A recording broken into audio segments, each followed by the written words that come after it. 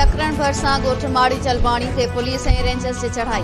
Firing में 4 ॼणा मारिजी विया, 4 ज़ख़्मी। फायरिंग के नतीजे में बिहार ऐं अखन जलबाणी थॾे ते दम ॾिनो। ज़ख़्मी निज़ामुद्दीन ऐं सिजावल जलबाणी अस्पताल में फोत। फायरिंग में ज़ख़्मी थियल सारंग जलबाणी, अलहदाद जलबाणी, इमामुद्दीन ऐं अली नवाज़ जलबाणी सकरण खां नवाबशाह अस्पताल मुंतक़िल। 4 ॼणनि जे मारजण खां पोइ वाटसन लाश क़ौमी ते रखी धरणो हणी छॾियो। ॻोठाणनि जो मौक़िफ़ आहे त घरनि में दाख़िल थियण खां मना करण ते सिधी फायरिंग कई वई।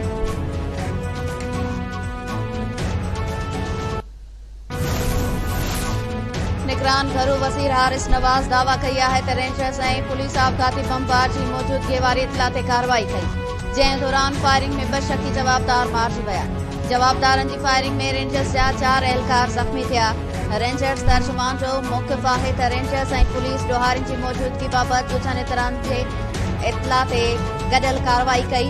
रेंजर्स ऐं पुलिस खे ॾिसंदे शरपसंदनि हमलो करे ॾिनो, जंहिं जे नतीजे में 4 रेंजर्स एहलकार ज़ख़्मी थिया। जवाबी फायरिंग में 2 ॾोहारी मारिजी विया।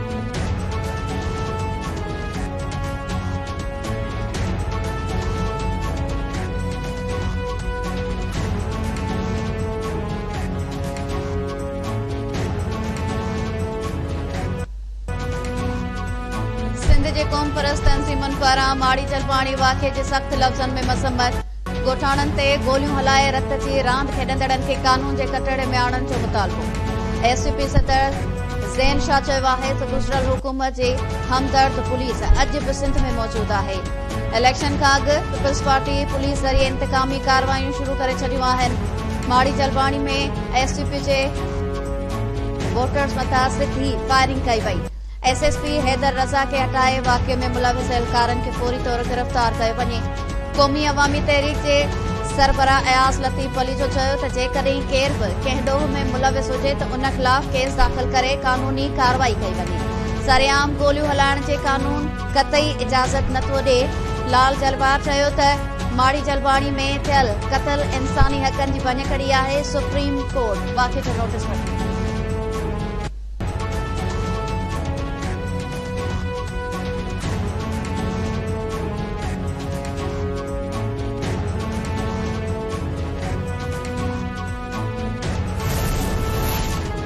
सुप्रीम कोर्ट फैज़ाबाद धरणे जे मुज़ाहिरनि सां कयल मुआहिदो रिकॉर्ड ते आणण जो हुकुम ॾेई छॾियो। धरणे केस में अमल दरामद बाबति रिपोर्ट बि तलब। सुप्रीम कोर्ट में चीफ जस्टिस काज़ी फाइज़ ईसा फैज़ाबाद धरणे केस में नज़रसानी अपीलुनि ते ॿुधणी कंदे रिमार्क्स नात अदालतुनि खे पंहिंजनि मक़सदुनि लाइ इस्तेमालु थियण न ॾींदासीं। ॿुधायो वञे त फैज़ाबाद धरणे केस जे फ़ैसिले ते अमल छो न थियो, सभु एतिरा ॾिनल छो आहिनि। धरणे वारे मुआहिदे ते सही कंदड़नि ख़िलाफ़ कार्रवाई जी ख़ातिरी करायो या ॿुधायो मामिलो ईंदड़ दफ़े ताईं ईअं ई रहंदो। सभिनी तस्लीम कयो आहे त असांजो फ़ैसिलो सचो। असां इम्तिहान मां गुज़री वियासीं, हाणे अव्हां जो वारो आहे। अदालत केस जी ॿुधणी 1 नवंबर ताईं मुलतवी करे छॾी। समूरनि धुरनि खे 27 अक्टूबर ताईं लिखत में जवाब जमा कराइण जी हिदायत।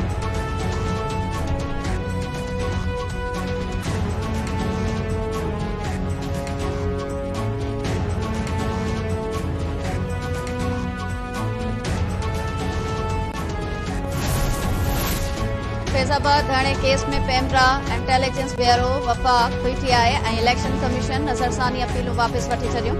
चीफ जस्टिस रिमार्क्स ॾे चयो त पहिरियां चयो वियो त फैज़ाबाद धरणे केस जो फ़ैसिलो ग़लतियुनि सां भरियल आहे। छा हाणे फ़ैसिले में ग़लतियूं ख़तम थी वयूं? इलेक्शन कमीशन कंहिंजे हिदायतुनि ते दरख़्वास्त वापसि वठी रही आहे। छा पहिरीं इलेक्शन कमीशन कंहिंजे कंट्रोल हेठि हुई या हाणे आहे, या सदाईं कंट्रोल हेठि रही आहे, या कोई कंडक्टर हो जंहिंजे चवण ते सभु कुझु थी रहियो हो। जेको दुनिया में किथे बि नाहे थींदो उहो पाकिस्तान में थींदो आहे। हिते चयो वेंदो आहे त हुकुम मथां खां आयो आहे। हिते अल्लाह जो हुकुम न पर कंहिं ॿिए जो हलंदो आहे। तस्लीम कयो त इलेक्शन कमीशन खे उन वक़्तु हिकु फ़र्द हवाले कयो वियो हो, हाणे आज़ाद आहे। हिम्मत अथव त ॿुधायो इन वक़्तु सभु कुझु केरु कंट्रोल करे रहियो?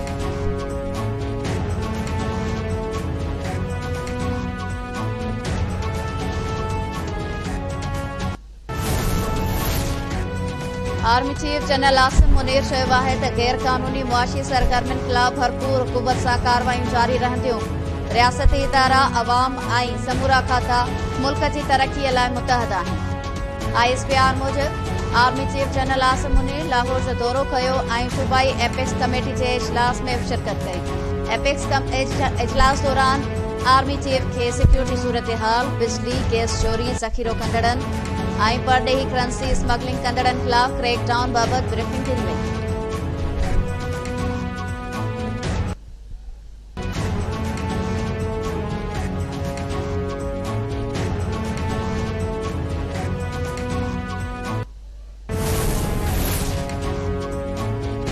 जथे वारी सियासत जे नफ़ी नाहे कई वई, अॼु बि गालिब आहे। कराची में 55 माण्हुनि खे क़तल कयो वियो। कंहिं बि एक्शन न वरितो। हिते कुझु बि थी वञे चयो वेंदो आहे त धूड़ विझोसि। जंहिं साहब खे खणी जमहूरियत घुरबल हुई, कैनेडा खां वापसि छो नथो अचे। चीफ जस्टिस काज़ी फाइज़ ईसा चयो त इस्लामी जमहूरिया पाकिस्तान त ग़लतियूं बि तस्लीम नाहे कंदो। मूं समेत सभिनी जो एहतसाब करणु घुरिजे। एहतसाब खां कंहिंखे बि इनकार न करणु घुरिजे।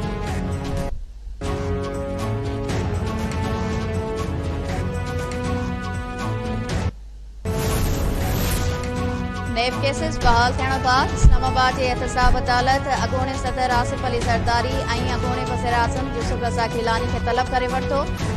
एहतसाब अदालत आसिफ ज़रदारी ऐं यूसुफ रज़ा गिलानी खे गैर क़ानूनी अकाउंट्स ऐं तोशाखाना केस में 24 अक्टूबर ते ज़ाती हैसियत में तलब करे वरितो।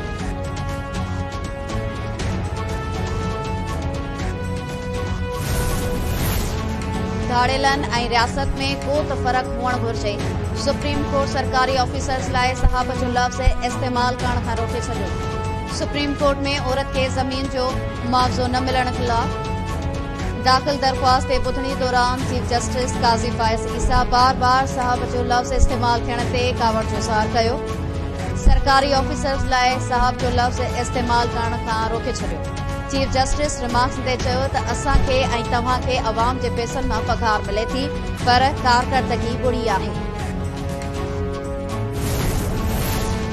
इसराइल बाबति पाकिस्तान जो मौक़िफ़ तब्दील नाहे थियो। वालारेल कश्मीर ऐं फ़लस्तीन जो मसइलो अवाम जी ख़्वाहिश मूजिबि हल थियणु घुरिजे। निगरान परडेही वज़ीर जलील अब्बास जिलानी चयो आहे त पाकिस्तान कश्मीरियुनि ऐं फ़लस्तीनियुनि जी जिदोजहद जी हिमायत करे थो। असांजो मौक़िफ़ आहे त आज़ाद फ़लस्तीन रियासत क़ाइमु थियणु घुरिजे।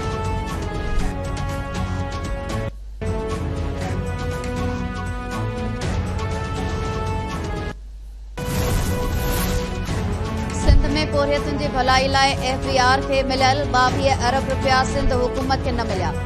निगरान वॾे वज़ीर जो पैसनि जी उगाड़ी लाइ निगरान वज़ीर आज़म खे ख़त लिखण जो फ़ैसिलो। निगरान वॾे वज़ीर जस्टिस रिटायर्ड मक़बूल बाक़िर जी सदारत हेठि लेबर खाते, सिंध रेवेन्यू बोर्ड, फिनांस खाते ऐं वर्कर्स वेलफेयर बोर्ड जो गॾियल इजलास। वॾे वज़ीर खे आगाही ॾिनी वई त FBR खे सिंध में क़ाइम सनती इदारनि मां वर्कर्स वेलफेयर फंड जी मद में 22 अरब रुपया मिलिया आहिनि। केतिरा ई ख़त लिखण बावजूदि FBR रक़म नाहे ॾिनी। वॾे वज़ीर जो चवणु आहे त हीउ सिंध जे पोरियतुनि जो पैसो आहे। पोरियतुनि जे हक़नि जो हर सूरत में तहफ़ुज़ कंदासीं। पैसनि जी वसूलीअ लाइ निगरान वज़ीर आज़म खे ख़त बि लिखियो वेंदो।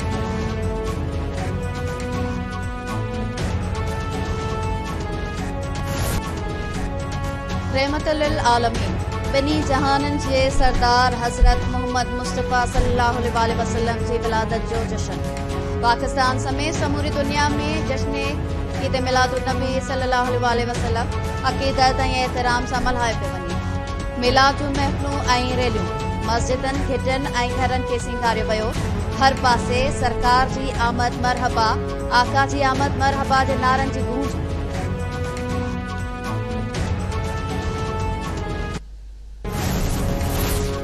सेनेट जे इंसानी हक़नि वारी कमेटी जो इजलास। राणीपुर जी पीराणी हवेली में क़तल कयल लिंगरी फातिमा फड़ो वारे केस जो जाइज़ो वरितो वियो। ह्यूमन राइट्स सेक्रेटरी एडी ख्वाजा इजलास खे आगाही ॾिनी त फातिमा फड़ो जी DNA रिपोर्ट अञा नाहे मिली। DIG सखर ॿुधायो त DNA रिपोर्ट लाहौर मोकिली आहे, अञा नाहे मिली। सेनेटर आयशा रज़ा फारूक चयो त फातिमा जी DNA जा सैंपल्स तब्दील कया विया आहिनि, जंहिं सबबि मैच नाहिनि थी सघिया। ASP नोमान ज़फ़र कमेटी खे ॿुधायो त सैंपल्स में टेम्परिंग नाहे थी। DNA मैच न थियो त बि जवाबदारनि खे सज़ा ॾियारण लाइ घणियूं साबितियूं मौजूदु आहिनि, जेके रिकॉर्ड जो हिसो आहिनि।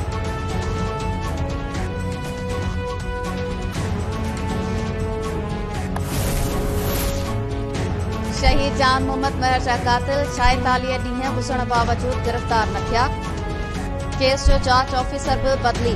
डीएसपी सीटीडी अब्दुल कुद्दूस कलवड़ खे सीटीडी मां बदिली करे साइट एरिया में मुक़रर कयो वियो। डीएसपी अब्दुल कुद्दूस कलवड़ शहीद सहाफ़ी जान मोहम्मद महर ऐं फातिमा फाड़ो क़तल केस जो जांच ऑफिसर बि आहे। कश्मीर जे अॻूणे ज़िले नाज़िम सलीम जान मज़ारी जो पीए गुड्डू मां गिरफ़्तार। सलीम जान मज़ारी जे पीए ख़ैर बख़्श मज़ारी खे रेंजर्स गिरफ़्तार कयो।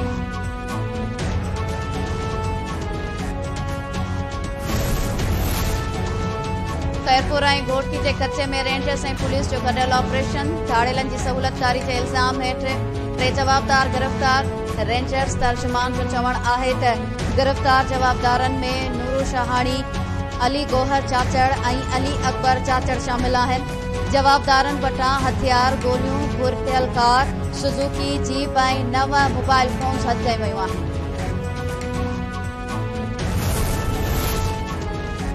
कराची में गुलशन हदीर भरिसां लिंक रोड ते ट्रांसपोर्टर्स जो कॉन्टेंट टोल इंतजामिया ख़िलाफ़ 9 ॾींहनि खां धरणो जारी।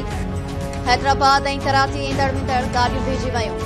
मुसाहिरनि जो चवणु हो त कॉन्टेंट टोल इंतजामिया पारां फी गाॾी खां 5000 रुपया गैर क़ानूनी तौर वरिता पिया वञनि। इंतजामिया सां थियल ॻाल्हियुनि जो को बि नतीजो नाहे निकितो।